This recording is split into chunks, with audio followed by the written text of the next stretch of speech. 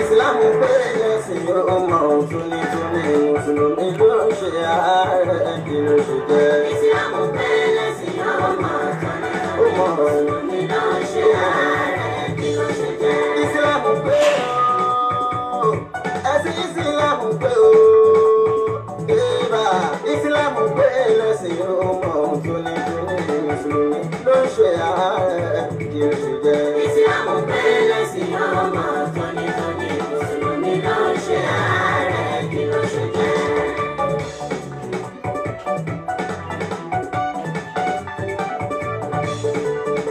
Àtúbọ̀ ní jẹ́bẹ̀rù wọn kò sì rí òkè títí ta ò sọ́bọ̀ ó jẹ́ torí àgbo lóyún kíkan ẹ̀yìn ló lérè àfẹ́ni tí ó nígbà tó lágídí afọ́nṣù ara ẹ̀ sáfì ọgbọ́n wọ́n ti ń kọrin ìsìlámù kára tó yé ibi tí mo gbórin gọ́ọ̀tù tí mo ti gbé mo gbé sáré on next level mo ṣe yà mí wọ́n lé mi ní delta of music islamic music tó kájú ìwọ̀n ojúlówó mo múra ìfọ̀rí ìsìlámù wọ́n tẹ̀lé mi.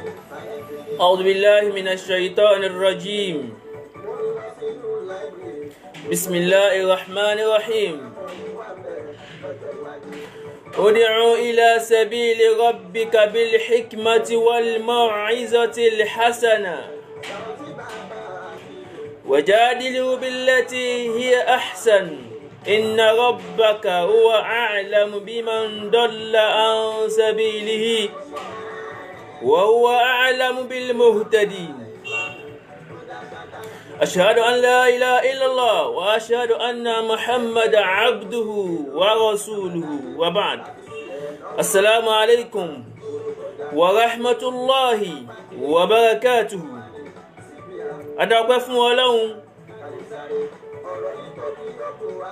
atọrọ ìkẹ́ atọrọ ìgẹ̀ fún aláyé lọ́run Ànábì wa Muhammad sallallahu alayhi wa sallam. Ànábì wo ni? Ànábì tí ó mú ẹ̀sìn Islam wá tó mú wá fún wa tó yọ wá kúrò ní òkùnkùn tó wá fi wá sínú ìmọ́lẹ̀. Ìkẹ́ Ọlọ́run àti ọ̀rọ̀ Ọlọ́run kó lọ bá Ànábì wa Muhammad sallallahu alayhi wa sallam. Atara Ànábì àwọn kan ló jẹ́ kó dá lọ́run àtànábì mọ̀, àwọn kan ló jẹ́ ká mọ rírì Ànábì, àwọn kan ló jẹ́ ká mọ̀ pé ta lọ́lọ́run, òun náà ni àwọn àfáà. àwọn tó ń bẹ láyé nù wọn mọ́sàkẹ́ oníkẹtàyé bẹ̀rẹ̀ látọ̀rí Maulana Sheikh Ad-Doktor Uthman Abdulsalam, òfìdórí Maulana Sheikh Ad-Doktor Mukaddam Sa'id Ayinde Sulaiman Ọmọtọ́lá, òfìdórí Maulana Sheikh Ad-Doktor Abdulkadir Bàbá wa Ṣọlá Gbẹrú, òfìdórí Maulana Sheikh Khalifa Muhammad Ọlátúnjí Àkànjí, ọlọ́mọṣà ṣe dáadáa fún wọn. àwọn tó wọ́n ti lọ́nu wọn ọlọ́mọṣà kí wọn ní kẹtàlìkìyàmà. àwọn tàrà àwọn afá àbí kí àwọn òbí wa tí wọ́n bí wa sáyé ní ìbáṣọ́lá tí wọ́n ní. àwọn bàbá tá a dárúkọ yìí àwọn bàbá tí kọ́ wa ọlọ́mọṣà ṣe dáadáa ti fún àwọn náà. àwọn tó ń bẹ láyé inú tí wọ́n náà mọ́ṣà kí wọn ní kẹtàyé. àwọn tí wọ́n ti lọ sálì kìyàmà ọlọ́mọṣà kí wọn náà ní kẹtàlìkìyàmà. àwọn tàrà tí wọ́n akí gbogbo àwọn mùsùlùmí jákèjádé gbogbo àgbáńláyé, àwọn tá ń wò wá àtàwọn tá padà máa wò wá, akíwa ní gbólóhùn tí fi ná láàfíà tá a máa fi kíra wa ká tó bẹ̀rẹ̀ ètò. gbólóhùn yìí náà látún máa fi kíra wa tá a bá pàdé lọ́jọ́ gbèdàlì kìyàmọ̀ ní àlìjẹ́nnà bí iznillah pé assalamu alaikum wa rahmatullahi wa barakatuhu. واعتصموا بحبل الله جميعا. Ìsìlámù pé ẹ̀sìn ọmọ tónítóní mùsùlùmí ló ń ṣe ààrẹ kí ló ṣe jẹ́. ìṣàkóso ní pẹ̀sì ìsìlámù tọ̀run nìkan ni mùmínì ò gbọ́dọ̀ jẹ́ gbádùn nílé ayé mọ́. wọ́n tẹ̀lé sí máa dáká lọ́rùn kò lẹ́sìn sí dáàlú àkìrọ̀ wà lákàtà lọ́sìn bàtà. mẹ́nà dúníyà Kùránì lọ́nà ti sọ gbogbo ọlákọ̀ọ́lọ́ ń dá ẹ̀ fi máa wọ́n. má gbàgbé láti wá ìpín ẹ̀ nínú ayé. ohun táwọn fi wá kìyà ò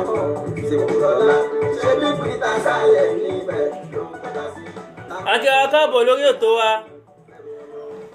tá máa mú fún wa ní ọjọ́ jímọ̀jímọ̀ ní Muassasatul Ibn al-Mubarak al-Islamiyya Ọmọ Albarka Islamic Foundation. Akíra wa káàbọ̀. Kí ló tá máa bára wa sọ̀rọ̀ lénìí, kí ló fẹ́ dálé lórí? Ká tó máa bẹ̀rẹ̀ àwọn ètò, a máa fúnra wa, a máa summarize àwọn nǹkan tá a bá sọ láwọn ètò tá a bá ti sọ kọjá, torí àwọn tó bá lè ṣe ń darapọ̀ mọ́ wa. À ń sọ̀rọ̀ lórí pèpè sójú ọ̀nà ẹ̀sìn Islam. Àwọn ṣàlàyé fún wa pé ẹ̀sìn Islam igun mẹ́rin òun ló ní. Alákọ̀ọ́kọ́ ń bẹ, a ṣàlàyé igun alákọ̀ọ́kọ́ ń bẹ, òun náà ni ẹni tí ó pèpè sójú ọ̀nà ẹ̀sìn Islam. Ẹlẹ́kejì, èyí tá a treat ní ọ̀sẹ̀ tó kọjá, òun náà ni ìtorí tàwa la fẹ́ pèpè. Ìwé la fẹ́ máa sọ lénìí.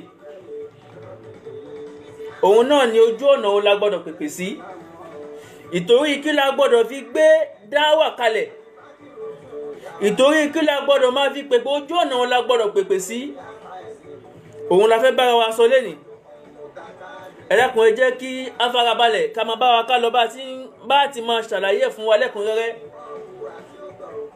Ojú ọ̀nà wo la gbọ́dọ̀ pèpè sí. Torí kí la ṣe gbọ́dọ̀ pèpè. المدعو إليه أو موضوع الدعوة أو المدعو إليه لابد أن يكون الإسلام. موضوع الدعوة أو المدعو إليه لابد أن يكون الإسلام.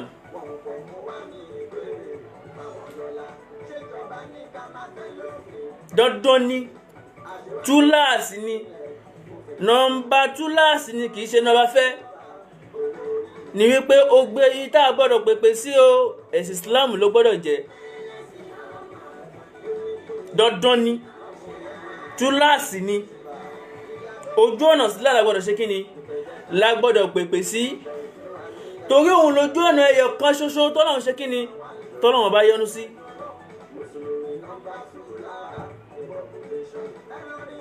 Ojú ọ̀nà wo ni wọ́n ń pèpè sí? Ojú ọ̀nà wo lèmi ń pèpè sí? Ọ̀pọ̀lọpọ̀ pèpè sójú ọ̀nà tí Islam mọ́. Ṣùgbọ́n gbogbo wa ṣe kí ni, a sábẹ́ pé à ń pèpè sójú ọ̀nà Islam, ṣùgbọ́n ọ̀pọ̀lọpọ̀ láyé lẹ́ni a ti kúrò lágbọ́n pé à ń ṣe kí ni, à ń pèpè sójú ọ̀nà Islam. Ọ̀pọ̀lọpọ̀ àwọn tí wọ́n ń pèpè láyé ìsìn, kálukú kan ń pèpè sápò ààrẹ. Kálukú ṣe kí ni, kálukú ń pèpè sí àpò ààrẹ ni, kìí ṣe ojú ọ̀nà Islam. Torí pé kí ni, ìpèpè ẹ̀sìn Islam kò gbọ́dọ̀ ṣe kí ni, kò gbọ́dọ̀ ní àbùlà. Ká máa ṣe wá sí lọ nísìn, ká máa ní kó wá yà sọ́nà ọ̀dọ̀ àwọn olóṣèlú, kó máa fi side campaign. Rárá o, tó bá fẹ́ jó ṣàká ó já ṣàká ni o. Tó bá fẹ́ jó ṣòkó ó jó ṣòkó ni o. Kò sáyè ọ̀ṣáká ṣòkó ní ẹ̀sìn Islam. Rárá. Tó bá fẹ́ dúró ní dúró àfá àwọn olóṣèlú tó máa bá wọn ṣe campaign tààrà lójú méjèèjì, ibẹ̀ ló dúró sí. Kìí ṣe pé ó máa pèpè sójú ọ̀nà lọ, ó máa wá júwe Ògùn nínú wáàsí. Rárá o. Tẹ bá ti mú kinní kan, rárá o. Tó bá máa pèpè ìpèpè pé à ń ṣe kinní kan, táàgì ara ẹ ní táàgì pé báyìí ló ṣe fẹ́ ṣe o, má lọ papọ̀ mọ́ pé òun pèpè sójú ọ̀nà kí ni, ojú ọ̀nà Islam. O gbọ́dọ̀ táàgì ẹ̀.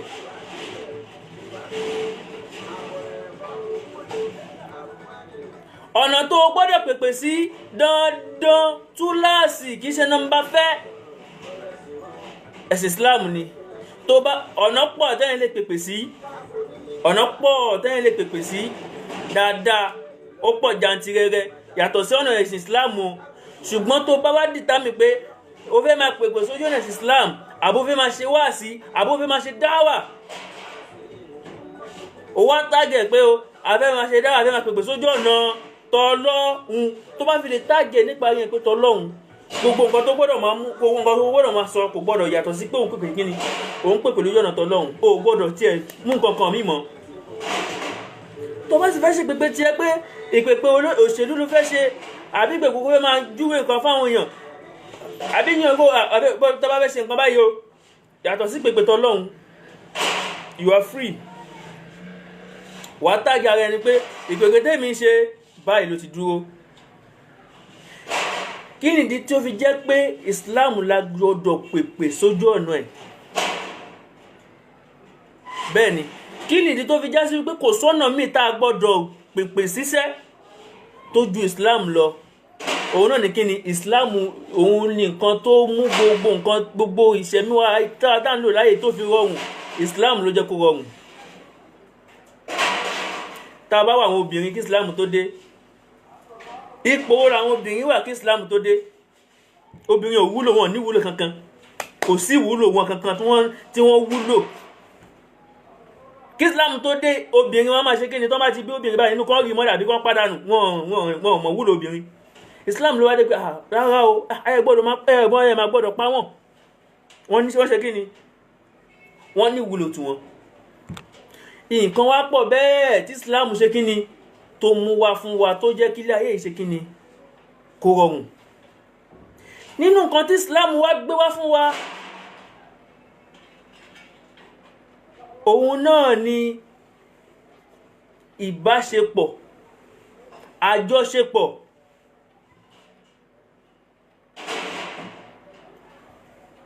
Bó ni àjọṣepọ̀ tó wà láàrin ìwọ ẹrú àti olówó ẹ̀? Ta lẹ́rú? Àwa lẹ́rú Ọlọ́run. Ta ló lówó wa? Òun náà ni Ọlọ́run. Ìbáṣepọ̀ wo ló wà láàrin Ọlọ́run àti ẹrú ẹ̀? Ìwọ̀ wo ló wà láàrin Ọlọ́run àtàwa mùsùlùmí àti gbogbo ẹrú tó dá sáyé pátápátá? Ìwọ̀ wà láàrin wa tọ́lọ́run rẹ̀. Kí ni ìwọ̀ tó wà láàrin wa tọ́lọ́run? Òun náà ni kó sìn, kó jọ́sìn fún. O gbọ́dọ̀ máa kírun, o gbọ́dọ̀ máa yà sàká, tó bá lówó lọ́wọ́ o gbọ́dọ̀ lásájì. Gbogbo àwọn ìwọ̀ tọ́lọ́run kà fún wa pé báyìí lẹ ṣe fẹ́ ṣe, báyìí ni kẹ́ ṣe ṣe, kò gbọ́dọ̀ sí kankan nú ẹ̀ tó gbọ́dọ̀ ṣe kíni, tó gbọ́dọ̀ sọ pé ò ní ṣe. O gbọ́dọ̀ pé ìwọ̀ tó wà láàrin kíni, tó wà láàrin ìwọ àti tani, ìwọ àtọlọ́hun. Kí ló wá jẹ́ ká mọ ìwọ̀ tó wà láàrin mùsùlùmí àtọlọ́hun ọba ẹ̀ tó dá? Ó wá ní Islam ni, kì í ṣe ẹ̀sìn míì. Kò sí ẹ̀sìn kan tí ó mú wá fún wa pé ìwọ̀ tó wà láàrin ìwọ àtọlọ́hun rẹ̀ o ju Islam lọ.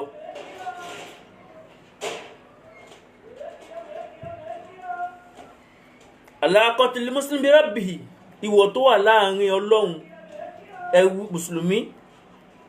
Ìwọ̀ tó bá jẹ́ mùsùlùmí, ìwọ̀ tó wà láàrin ìwọ àtọlọ́hun. Ta ló gbé wá fún wa? Ta ló ṣàlàyé fún wa? Ta ló hànú ẹ̀ fún wa? Ta ló pé ìwọ̀ tó wà láàrin ìwọ àtọlọ́hun tó gbọ́dọ̀ má pé òun rèé? Ó wà ní Islam.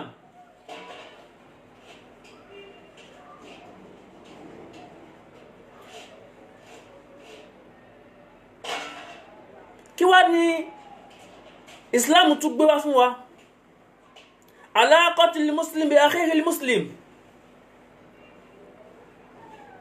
Ìwọ̀ tó wà láàrin mùsùlùmí àti mùsùlùmí tó jẹ́ ọmọ ìyá ẹ̀.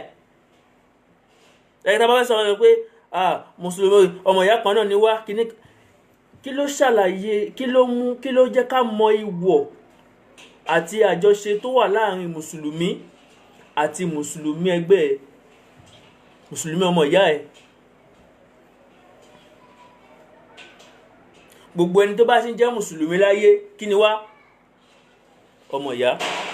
Tá bá sọ ọmọ ìyá mi nínú kí ni? Ọmọ ìyá mi nínú ẹ̀sìn Islam. Kí ló wá ṣàlàyé, kí ló jẹ́ ká mọ ìwọ̀ tó wà láàrin mùsùlùmí àti mùsùlùmí ọmọ ìyá ẹ̀ Islam ni. ìwà àfọ́ onídáwà gbogbo bí tó gbọ́dọ̀ máa pèpè sí ọ̀nà kan ṣó ló gbọ́dọ̀ pèpè sí òun náà lọ́nà kíni òun náà lójú ọ̀nà Islam. kí àwọn olówó ṣàlàyé ìwọ̀ táà ń sọ ọba àwọn olówó ṣàlàyé àwọn àjọṣepọ̀ yìí fún wa kí ló mú wá òun náà ní Islam nìkan òun ló mú wá ìṣẹ́sìn mi. aláàkọ́tìlì muslim bí akẹ́gẹ́gẹ́gẹ́lì muslim ẹ̀sìn wo ló ṣàlàyé ìwọ̀ tó wà láàrin mùsùlùmí àtọmọ ìyá ẹ̀ tí í ṣe mùsùlùmí kí ló mú wá ta ló ṣàlàyé fún wa Islam ni. àṣé ẹni tí ìtúnṣe mùsùlùmí kí ni ọmọ ìyá ẹni ìwọ gbọ́dọ̀ wà tó pé fún ta ni tó pé fún ẹni tí kìí ṣe mùsùlùmí. àṣé ẹni tí ìṣe mùsùlùmí àṣé kìí ṣọ̀tá ẹ̀ ẹni tí ìṣe mùsùlùmí kìí ṣe kí ni kìí ṣọ̀tá ẹ̀ ọmọ ìyá ẹni kódà ó tún níwọ̀ tó gbọ́dọ̀ ṣe kí ni ó tún níwọ̀ tó gbọ́dọ̀ pé fún túláàsì tó sì gbọ́dọ̀ pé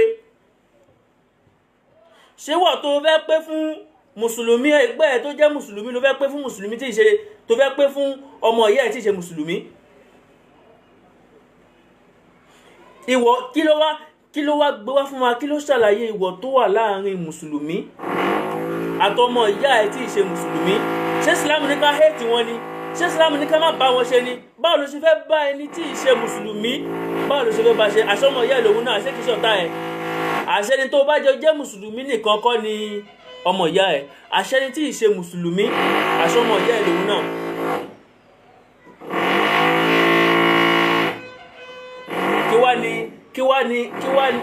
kí wá ló ṣàlàyé gbogbo ìwọ̀ yìí àti àjọṣe kí ló mú wá fún wa kí ló ṣàlàyé ẹ̀ fún wa ó wà ní Islam. ẹ̀sìn wo ni credentials ẹ̀ pé jù tá a bá tẹ̀sọ́ kókè ọjẹ́ ká dìbò pé ẹ̀sìn wo láti ẹ̀ gbọ́dọ̀ dìbò fún ẹ̀sìn wo ni ó wà ní Islam. tá a bá to credentials àtàwọn àwòrán tá a bá to jọ nísìn tá a bá lọ tẹ́ndà sí pé àyàfẹ́ wọ skul kan ni àbáfẹ́ ṣiṣẹ́ kan ni tí credentials yẹn tí ò bá pé wọ́n máa dẹ́ padà ní pé eléyìí kò tí ì pé ẹ lọ tún wá eléyìí kún. ẹ̀sìn wo ló wá pé jù tó sì mọ́ tó mọ́ tí ò lábà wọn wà ní Islam òun náà ni ẹ̀sìn Islam.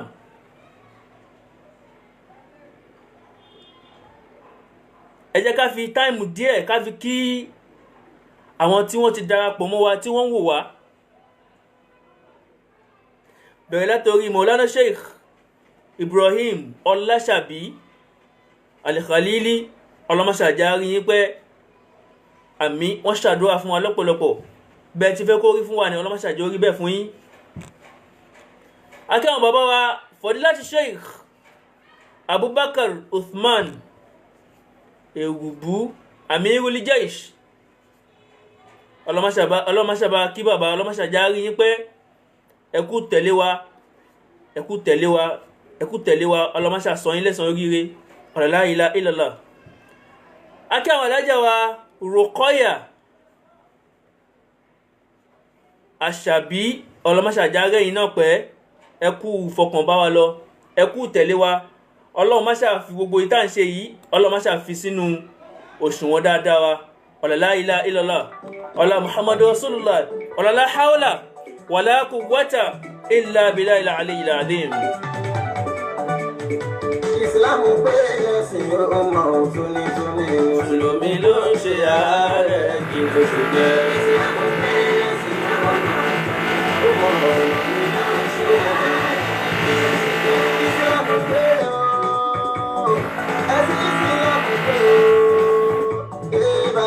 Islam pé ẹ̀sìn ọmọ tónítóní mùsùlùmí ló ń ṣe ààrẹ.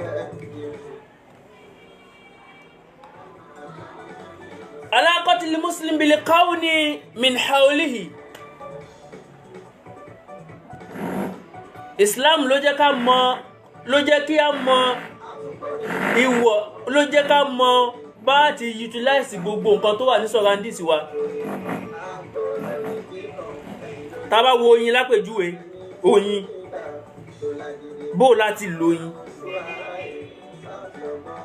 Wọ́n ní àwọn nǹkan tí oyin lè wò ó ṣe kí ni ó pọ̀.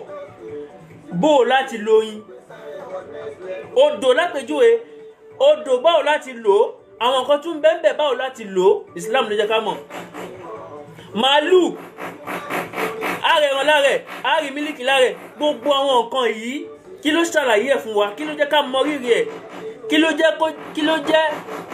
ni nǹkan tó mú wá fún wa tá a fi mọ rírì ẹ̀, tá a fi mọ̀ pé bó ti yẹ ká lò rèé. Kò rújú rárá, Islam ni. Islam ló ṣàlàyé ẹ̀ fún wa. Òun ló jẹ́ ká mọ̀ pé ókè o, nǹkan yìí tó bá gbogbo àtẹ̀wé ni o àti kíní kan ni o, Islam ló jẹ́ ká mọ àǹfààní ẹ̀. Òun ló sì jẹ́ ká mọ̀ wúlò ẹ̀. Alaqatul muslim bil hayat. Kí ló júwe ayé fún wa? Kí nìkan tó júwe ayé fún wa? Bal tu'thiruna al-hayata ad-dunya wal-akhiratu khayrun wa abqa. Ní ìparí Suratul A'la, Ọlọ́run ni wọ́n gbé ayé, wọ́n wù sórí báyìí, wọ́n pàǹtẹ̀tẹ̀ ẹ̀. Wọ́n gbé ayé yẹn sórí gan, wọ́n wù sórí gan ní o. Wọ́n mú ayé yẹn, wọ́n mú kókókókókókókó, wọ́n gbé ayé, wọ́n gbé bí ẹni wípé ó ju bó ti rí wọn lọ. Ọlọ́run wá ní bal tu'thiruna al-hayata ad-dunya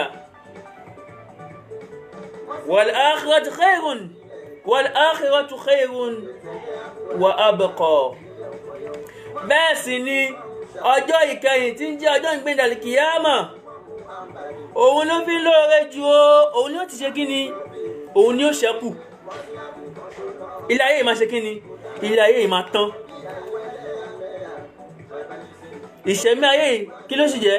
Nǹkan kínkín ní báyìí ni, qalil.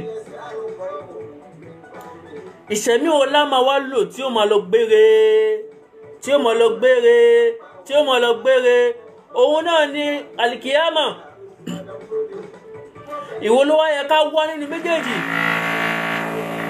Ìwọ ló yẹ ká gbé gẹ̀ǹgẹ̀ sórí nínú méjèèjì. Ṣé ayé tí ìṣẹ̀mí ẹ̀ kéré ni? Àbí al-kiyama tí ìṣẹ̀mí ẹ̀ lọ tó gùn táà ní kú mọ́? Ìwọ nínú méjèèjì. Kí ló wá ṣàlàyé ẹ̀ fún wa? Kí ló jẹ́ ká mọ rírì ayé? Kí ló jẹ́ ká mọ ìyàtọ̀ tó wà láàrin al-kiyama àtayé?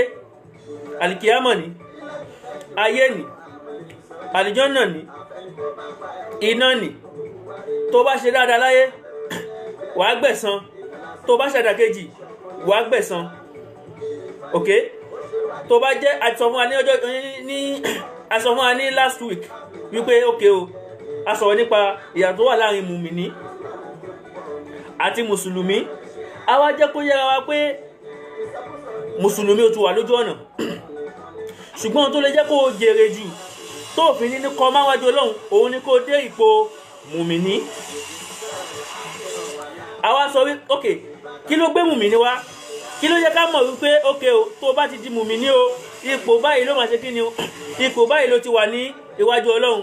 Kí ló yẹ ká mọ̀ pé okay, Ọlọ́run jẹ́ ká mọ̀ pé gbogbo ibi tó bá ti ń dákọ̀ mùmìní, iṣẹ́ máa ń dùn wọn, ìró ìdùnnú ló máa ń mú wá fún wọn. Kí ló yẹ ká mọ̀ gbogbo àwọn nǹkan yìí? Kí ló yẹ ká mọ̀ yàtọ̀ láàrin ayé? Lóòótọ́ kò ní ká gbàgbé ìṣẹ̀mí wa nú ayé, ó ní ká máa ṣe kí ni? Wala tansa nasibaka minad dunya. Kò ní ká wá òun yẹn ká wá fi ayé nìkan lẹ̀. Rárá, méjèèjì ni, ṣùgbọ́n gbogbo nǹkan tọ́nà bá ṣe fún wa láyé bí ká fi wá al-kiyama. Torí al-kiyama ẹ̀ ló fi ṣe kí ni? Òun ló fi ń lóore jù. Ẹ wò Islam. la fi sọ fún wa lókè pé mọ̀ọ́dún dáwà àkọlé ìpèpè ẹ àbíbi tó máa pèpè sí lábúdá ayẹ́kù nàlẹ́ Islam don túláàsì ni o tòun lè sí tó ṣe kí ni òun lè sì ti fi ní àlàáfíà jù ذلك الدين الذي ارتضاه الله سبحانه وتعالى للعالمين òun lè sì kan tó fi lálàáfíà jù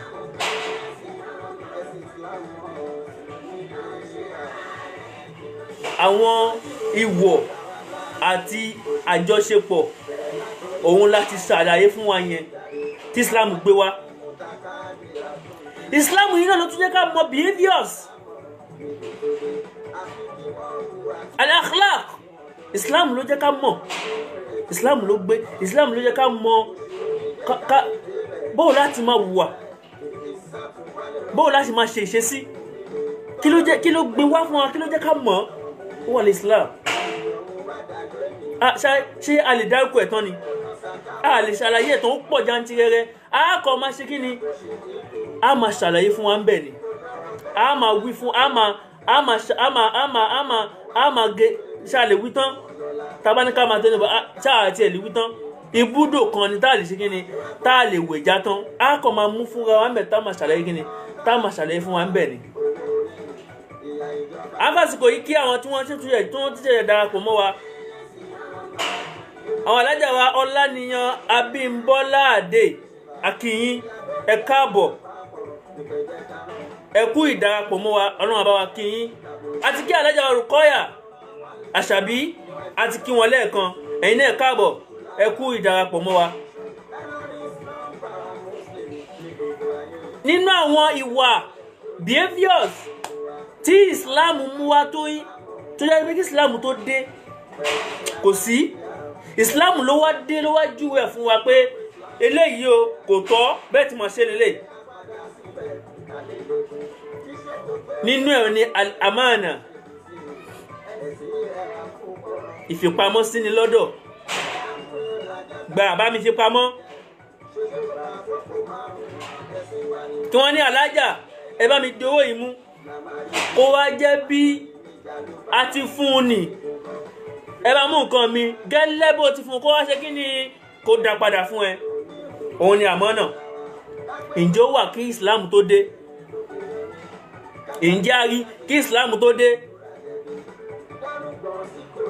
ṣèbí kàtà nàbí tó dé ni Ọlọ́run tó pè ní kí ni Aminullah ṣèbá nàbí ní jẹ́ bẹ́ẹ̀ ànábì náà òun náà ló mú wá fún wa sallallahu alaihi wasallam òun lọ́lọ́run fi rán ló fi jó òun ní ànábì tó ṣe kí ni ànábì tó délé akẹ́yìndé gbẹ̀gbẹ̀ wọn ní ànábì Muhammad òun náà ló sì mú kí ni òun ló mú Islam wá fún wa tàlọ́run wá ṣe kí ni àmánà lọ́sọ́dẹ̀ òun náà ànábì Muhammad sallallahu alaihi wasallam òun ni Aminullah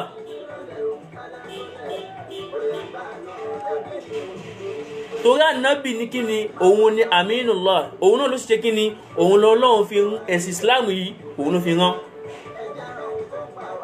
Islam yìí náà ló wá ṣe kí ni òun náà lè jẹ́ ká lòun náà ló mú àmánà wá fún wa kí Islam tó dé kò sí nǹkan tí ń jẹ́ àmánà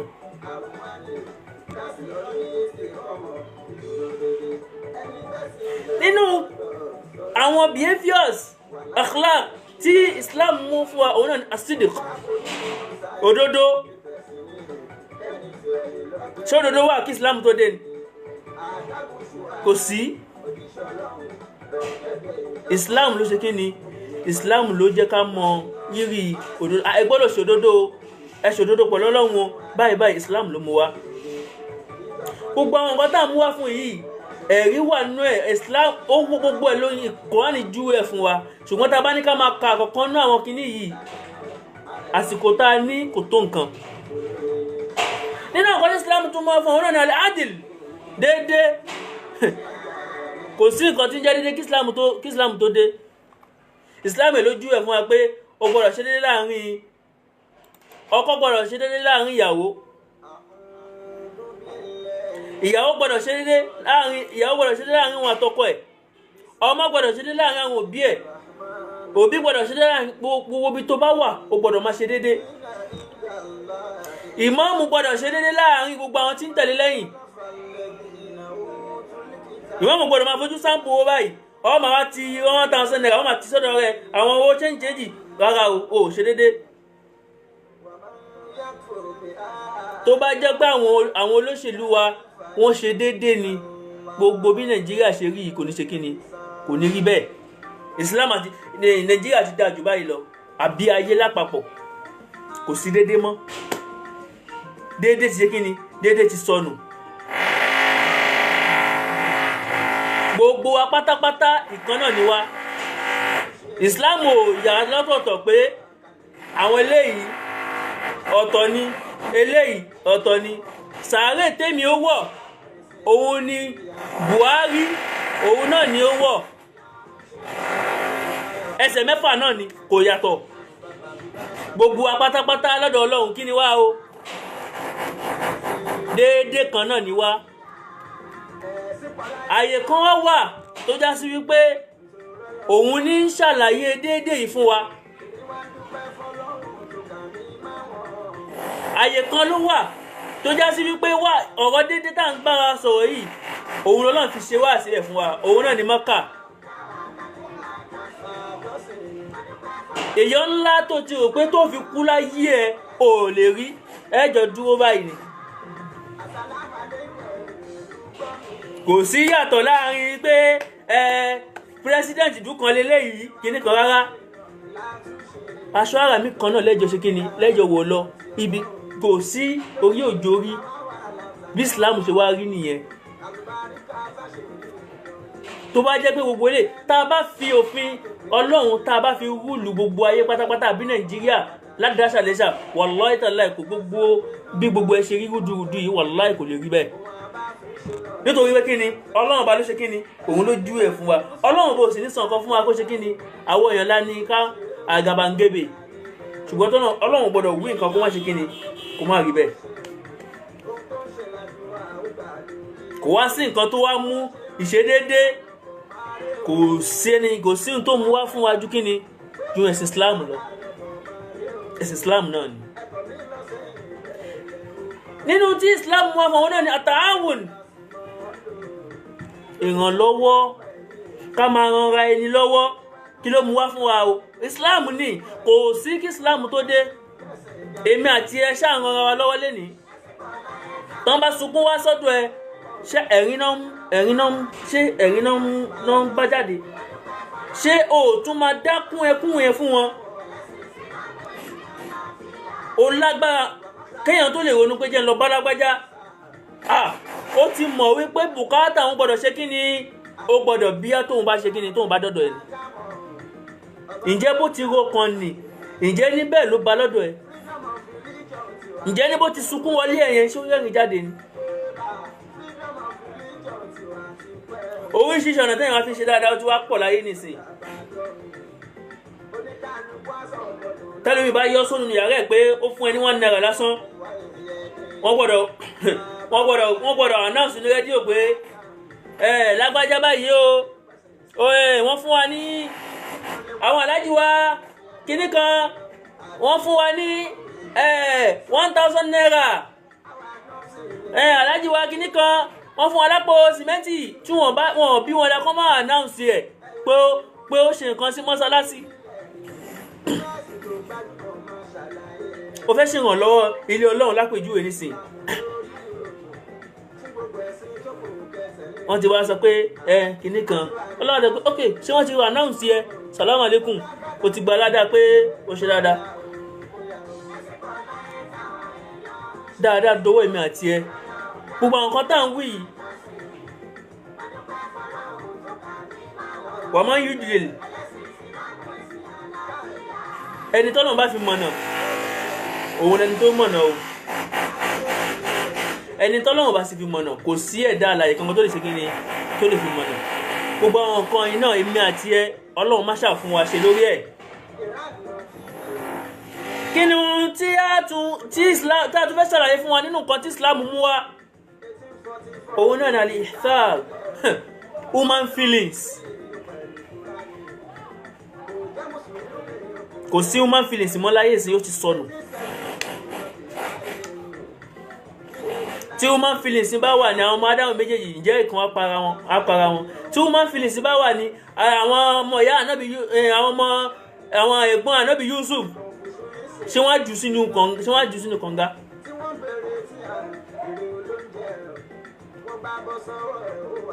Tí human feelings wà kí Islam tó dé nìyẹn. Islam ló mú human feelings wá fún wa. Human feelings ṣé human feelings wà mọ́ láyé sìn? Tí human feelings bá wà láyé sìn ni ṣé á tún rí àwọn kan tí wọ́n máa ta páàtì èèyàn láìbi tá a bá yé délé ní? Tí human feelings bá wà ní ṣé àwọn kan ni ó tà á àwọn kan náà ni ó rà á, àtẹni tó ń tà á àtàwọn tó ń rà á. Ǹjẹ́ a fi ṣúra pé tó ṣe tó bá lọ jẹ́ pé èmi náà lélẹ́yìí ńkọ́? Ó sì rà bẹ́ẹ̀, ó sì mú, ó sì fi sínú láìlọ́nù bẹ́ẹ̀, ó sì mú, ó sì fi subhanallah ilaha illallah muhammadu rasulullah sallallahu alaihi wasallam.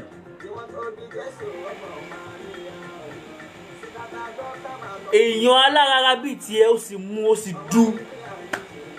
Ṣé human feelings wà? Èèyàn ẹgbẹ́ irun tó ti fi bí 20 ọdún tí ó fi kójọ ó sì débẹ̀ lọ́jọ́ kan ṣoṣo báyìí ó sì kó. Ǹjẹ́ o ní human feelings pé nǹkan yẹn tó bá lọ jẹ́ tó bá yẹ pé mi náà ni mo wá ṣiṣẹ́ 20 ọdún yìí tẹ́nìkan wá dé lọ́jọ́ kan tó sì kó lọ́jọ́ kan báwo mo ṣe fẹ́ ipò wo ni mo fẹ́ wà? Tó bá jẹ́ pé a ní human feelings yẹn ni la ilaha illallah muhammadu rasulullah, ǹjẹ́ ní a ṣe nǹkan tí ò da búburú kan sọ́mọlàkejì? Ṣé human feelings wà láwọn olórí wa tí wọ́n kó ọmọ tí wọ́n lọ sí òkè òkun tí wọ́n máa mú àwọn ọmọ tálíkà tí wọ́n síwájú kó yá ẹ lọ jà fún wa, ẹ lọ kú fún wa, tí wọ́n tún dé ipò náà tán kí ni wọ́n ṣe? Wọ́n gbàgbé wọn ni. Ṣé human feelings wà? Àwọn wèrè tí wọ́n pọn wọn lábàbọ́lá pé ó yá o ṣó fẹ́ ṣiṣẹ́ kan ni ẹ lọ mú ẹ̀jẹ̀ ọmọ tuntun wá. Ǹjẹ́ ìwọ náà fún ara ọmọ tó o bá bí yẹn ǹjẹ́ o lè mú kó mú ẹ̀jẹ̀ ọmọ tuntun tó o náà bí? Ìyàwó ẹ̀ bímọ ó wọ́ ló fún ìyàwó ẹ̀ lóyún, ó gbọ́ bùkátà oyún yẹn láti gbà tí ó ti wà ní oyún tó ti discover pé òun lóyún ló ti ń gbọ́ bùkátà yẹn bọ̀. Ìyàwó ẹ̀ jèrora oṣù 9 àwọn míì máa ń jù bẹ́ẹ̀ lọ o. Nígbà tí ìyàwó ẹ̀ wá jèrora yìí tán, ó jèrora yẹn tán, ó wá bí ọmọ yẹn. Ẹnìkan wá dé lọ́sàn kan òru kan ó sì gbé ọmọ yẹn, wọn náà fẹ́ lu ẹ̀jẹ̀ fún kinní kan. Ìwọ tó ní kán lọ mú ẹ̀jẹ̀ ọmọ tuntun wá, ṣé wọ́n lè gbà bẹ́ẹ̀? Ǹjẹ́ tó bá jẹ́ wọn náà ni báwo ló ṣe fẹ́ feel human feelings yẹn dà mọ́? Níbo ló wà?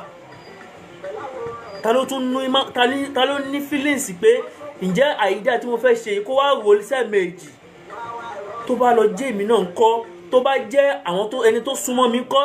Tó bá jẹ́ ìyá mi ńkọ́? Tó bá jẹ́ bàbá mi ńkọ́? Tó bá jẹ́ ẹ̀gbọ́n mi ńkọ́?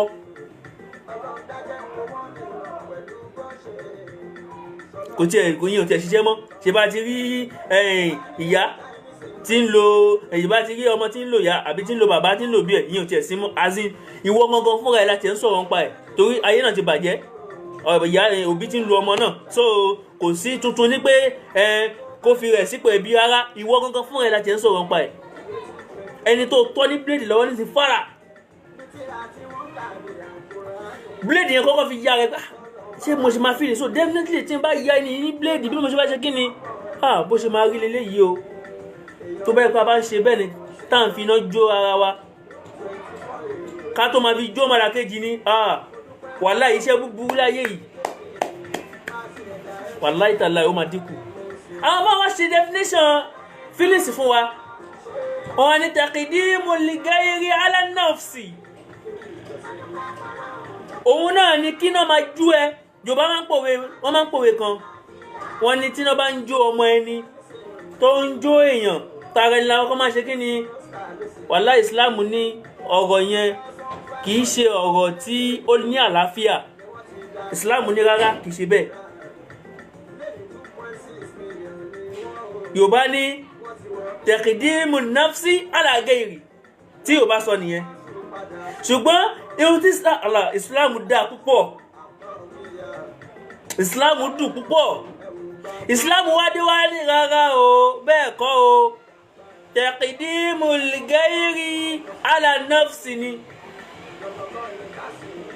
kí náà máa ju kátápá ẹ lórí nìsín kátápá ọmọlàkejì ẹ lérí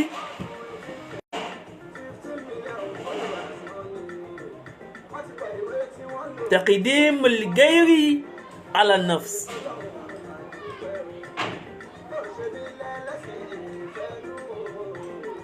bí nǹkan bá kọ́kọ́ ń ṣe ẹ́ òtútù mú ẹ lápè inú òtútù la wà nísìn òtútù wá mú ẹ lápèjúwe òtútù mú ọmọlàkejì ẹ tó jẹ́ ìkejì ẹlẹ́kan tí àwọn náà wà ní ipò ìnira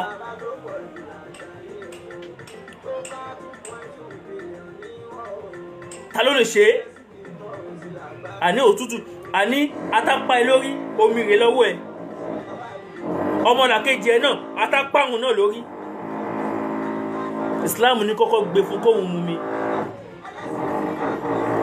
ní ayé Ànábì Muhammad sallallahu alaihi wasallam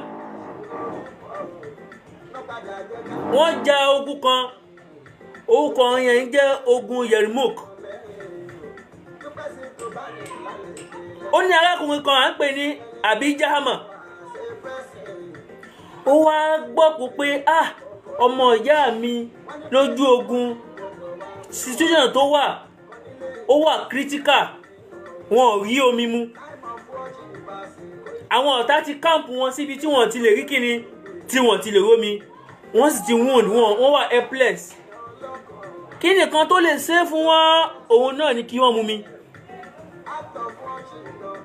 afẹ́sìkò yí kí àwọn tí wọ́n tẹ̀sẹ̀ darapọ̀ mọ́ wa lórí ètò tí wọ́n wò wá broda Ògúnníran Fred Mofolúṣọ́ akin ẹkú ìbáraká lọ mo kí Mọ̀lánà Sheikh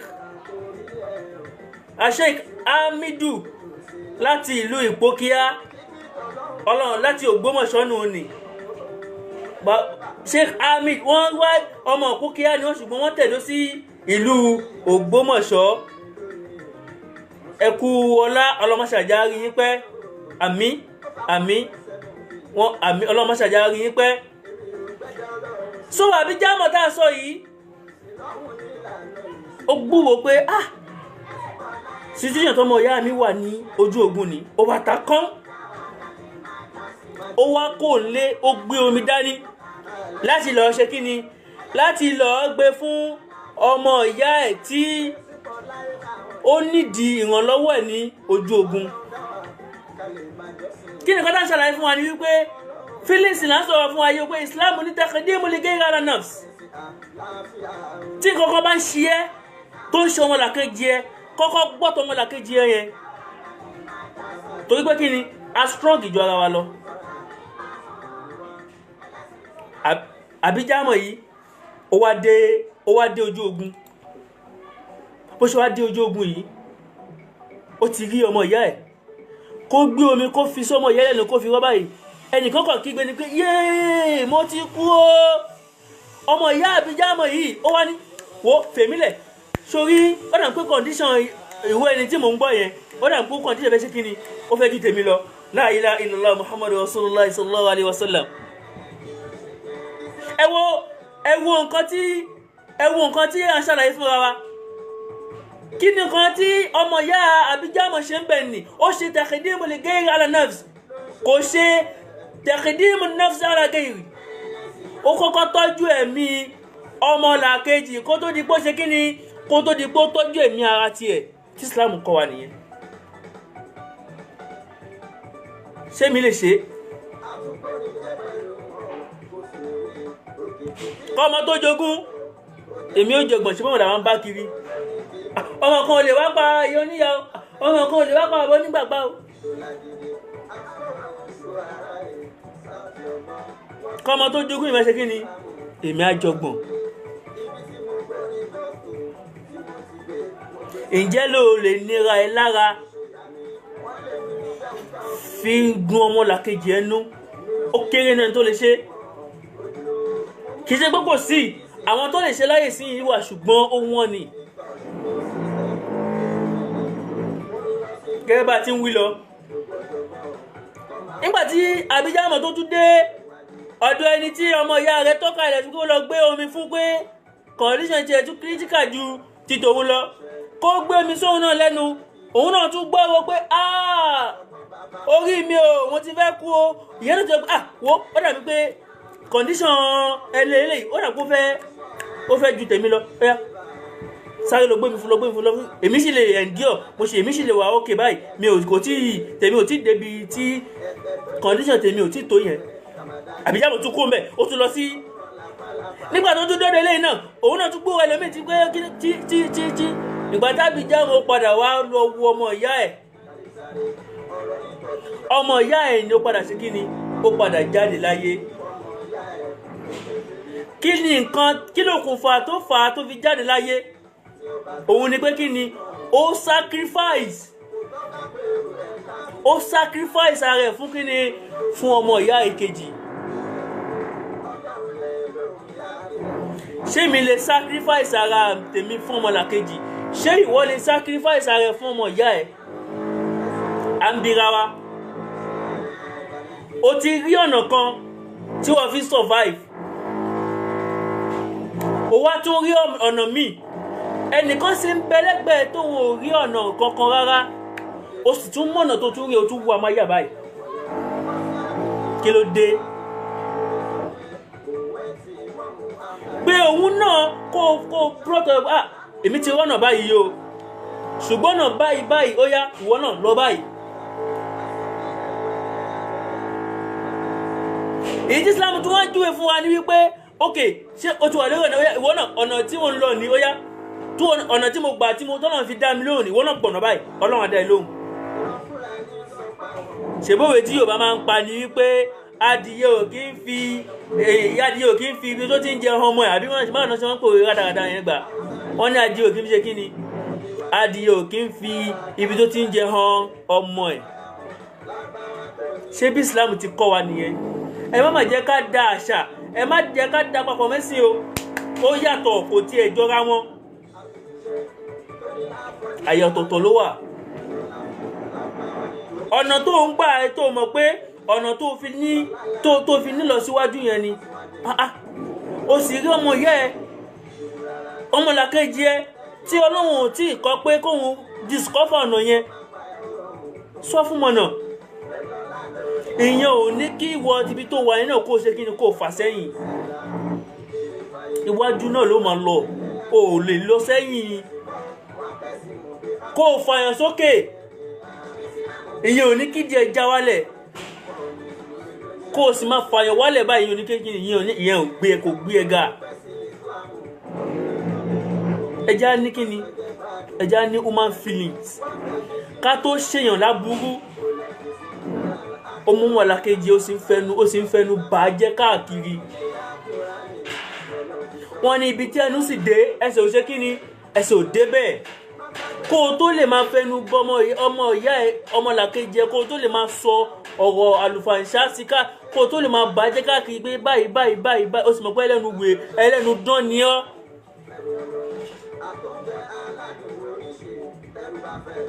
fi ṣírò pé tó bá jẹ́ èmi ni tó bá jẹ́ ara ẹni ẹnìkan ṣe irú ẹ̀ fún báwo ló ṣe máa fíìl ǹjẹ́ láàlè nira wa lára láti fi gbé ìbànújẹ́ kúrò fọ́mọlàkejì à ń bira wa ni gbogbo ìta ń sọ yìí náà kò sẹ́ni tó lè ṣe àfi ẹni tí Olúwa mi bá ṣe kí ni tó bá yọ̀ǹda láti fún un ṣe àwọn ń bẹ Ọlọ́run gbogbo ohun tá à ń wí Ọlọ́run má ṣàfún wa ṣe má ṣàfihàn wá lọ́rùn má ṣàjẹ́ ká máa rí ṣe torí ẹni tọ́lọ́run bá fún láyè láti rí ṣe kò lè ṣe kí ni kò lè rí ṣe à ń fi ọlá ajúmọ̀ ẹ̀ níta wà yìí àfi ń bẹ Ọlọ́run gbogbo yìí tá à ń sọ fún wa níṣẹ́ dáadáa yìí kò sẹ́ni tó lè fúnyàn ṣe àfọlọ́hun gẹ́gẹ́ bí bá ṣe bá wa sọ̀rọ̀ ní ọ̀sẹ̀ tó kọjá òun ni pé dandan ni kéèyàn di mùmíní kó tó lè lálàáfíà pátápátá. ẹni tọ́nà bá ti wá ṣe ní mùmíní yìí gbogbo ohun tá à ń kà fún wa yìí wàláhì tàlá òun ti kọjá tó ó ti di rí ni ó ti di mùmíní. so àdúrà náà fẹ́ ṣe fún wa náà nísìnyí pé kọ́lọ́run ṣe wá ní mùmíní kó má ṣe wá ní mùsùlùmí lásán, torí tọ́nà bá ti ṣe wá ní mùmíní gbogbo ìwọ̀ tá a kà fúnra wa yìí àti àwọn ìwà tá a kà fúnra wa yìí kò sí ìyí tí ò ní ṣe kí ni, kò sí ìyí tí ò ní wà lára wa. bí izinillahi ní agbára Ọlọ́run àti àtìlẹ́yìn Ànábì Muhammad ní ọ̀sẹ̀ yìí ní èní yìí ibi tí a ti dúró lélẹ̀ yìí. ẹ pàdé wa lọ́sẹ̀ tó ń bọ̀, ẹ pàdé wa lọ́sẹ̀ tó ń bọ̀ ní ọjọ́ Friday. kí la fẹ́ wá bára wa sọ̀rọ̀ ní ọ̀sẹ̀ tó ń bọ̀? kí ni nǹkan tá fẹ́ bára wa sọ? òun náà ni method tó ti sọnù láyé sí pé method wo ni a gbọ́dọ̀ fi pèpè sójú ọ̀nà Islam. ọ̀nà mélòó ni Islam gbé kalẹ̀ fún wa? ọ̀nà mẹ́ta kan wà kí n fún wa ní tips ẹ̀ kalẹ̀. ọ̀nà mẹ́ta péré, nǹkan mẹ́ta, jẹ́ kí n sọ pé nǹkan mẹ́ta, 3 tools ló gbọ́dọ̀ ní láti fi ṣe kíni, láti fi pe àwọn kíni àwọn èèyàn. tó bá dẹjọ́ mẹ́jọ ìyẹn lọ́sẹ̀ tó ń bọ̀, ẹ pàdé wa, a máa ṣàlàyé mẹ́tọ̀dù wo ni, nǹkan mẹ́ta wo ló gbọ́dọ̀ wà lára ẹ̀ tó fẹ́ fi ṣe kíni, 3 tools ló gbọ́dọ̀ fi ṣe kíni, ló gbọ́dọ̀ fi pèpè. mẹ́ta yẹn tó bá di Friday tó bá ṣe máa ṣe kíni, a máa ṣàlàyé fúnra wa. Akí alájà wa Aisha Orítókẹ́ Ọládì Plenty, àmín wọ́n ṣàdúrà fún wa lọ́pọ̀lọpọ̀. inú àwọn aláníyàn wa dáadáa nù ni, inú àwọn tí wọ́n encourage wa pé bó ti ṣe lọ yìí o má dúró, mọ́ ṣe lọ ní o má dúró, all challenges báyìí o, all challenges báyìí o, all challenges báyìí o, ó ṣe kíní kan. inú àwọn tí wọ́n encourage wa àwọn nù ni. ọlọ́mọṣàjà rí yín pẹ́, Ọlọ́run ní jẹ́ kẹ́yìn náà ṣubú, àmín. bẹ́ẹ̀ tí ń ṣàdúrà fún wa gbogbo, bẹ́ẹ̀ tí ń wò fún wa pátápátá, àti bẹ́ẹ̀ ṣe ń jẹ́ kó bẹ́ẹ̀ ṣe ń wò fún wa ní ti dáadáa, Ọlọ́run má ṣe bẹ́ẹ̀ fẹ́yìn náà. ọ̀là la ilaha illallah, ọ̀là Muhammadu Rasulullah, ọ̀là la hawla wala quwwata illa billahi al-aliyyil azim. akí àwọn tá padà mọ́ wò wá, akí gbogbo àwọn tá wò wá, àwọn tí wọ́n láìkì nǹkan tá à ń ṣe yìí ni, àwọn tí wọ́n bá wa ṣe àìná, akí gbogbo yín pátápátá. Ọlọ́run má ṣe àsan yín lẹ́san oríire. títà máa fi pàdé ní ọ̀sẹ̀ tó ń bọ̀ ní ọjọ́ Friday. akíra wa ní kíkí ọlá, kíkí tá a máa kíra wa tó bá dọjọ́ ń gbé ìdàlì kìyàmà pẹ̀lú kíkí assalamu alaikum wa rahmatullahi wa barakatuhu.